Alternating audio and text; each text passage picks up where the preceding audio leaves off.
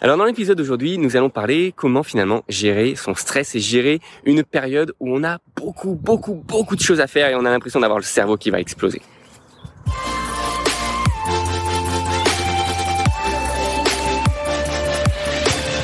Bonjour à tous. Alors, ça fait un petit moment que je vous avais pas publié un épisode et je vais vous expliquer pourquoi. C'est qu'il y a plein de choses qui se passent en ce moment.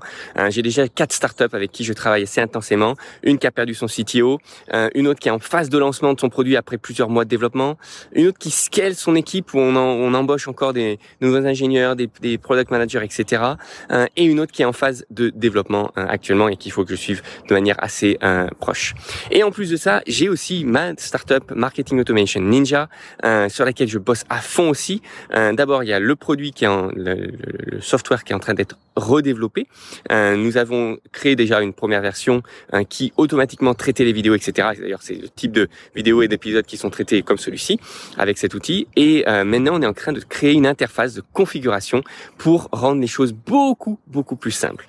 En plus de ça, j'ai évidemment la vie perso et j'ai aussi, j'ai oublié la formation Marketing Automation Ninja. Cette formation qui est essentielle pour toutes les personnes qui vont vouloir aller vraiment très vite sur apprendre le storytelling, apprendre à shooter une vidéo sans la couper et apprendre à comment automatiser tout le workflow pour créer des contenus. Bref, si vous êtes intéressé, allez voir Marketing Automation Ninja. Il y a maintenant un nouveau menu formation. Donc, comment est-ce qu'on fait pour gérer autant de choses dans sa tête quand on a tant de choses à gérer? Première chose, c'est faire un brain dump. On prend une grande feuille, moi je prends une feuille A3 si ce n'est pas plus grand, et je fais un gros mind map de tout ce qui se passe dans ma tête, de tout ce que j'ai envie de changer, de faire évoluer, enfin de tout ce qui est en ce moment-là dans ma tête. Deuxième chose, c'est sport. Je fais du sport minimum 3 à 4 fois par semaine.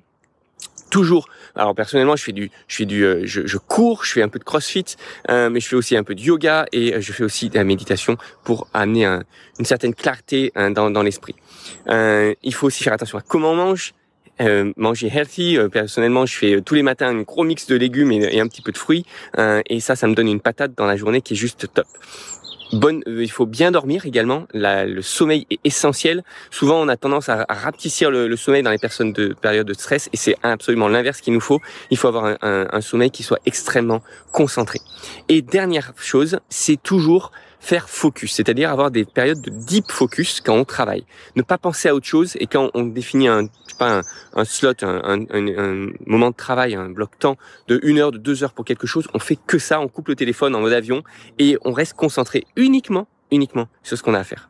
Voilà, globalement, pour vous partager un petit peu ce qui se passe en ce moment, toutes les choses que je suis en train de réaliser, hâte de publier la nouvelle version de Marketing Automation, de continuer à faire grandir les startups avec qui je bosse. Si ça vous inspire, voilà, n'hésitez pas à mettre un petit commentaire, me partager un peu comment vous gérez vos périodes de stress et des périodes qui sont très basiques, très crazy. Et en attendant, je vous souhaite une très belle journée, un très bon week-end si vous êtes aussi en week-end, et je vous dis à très bientôt.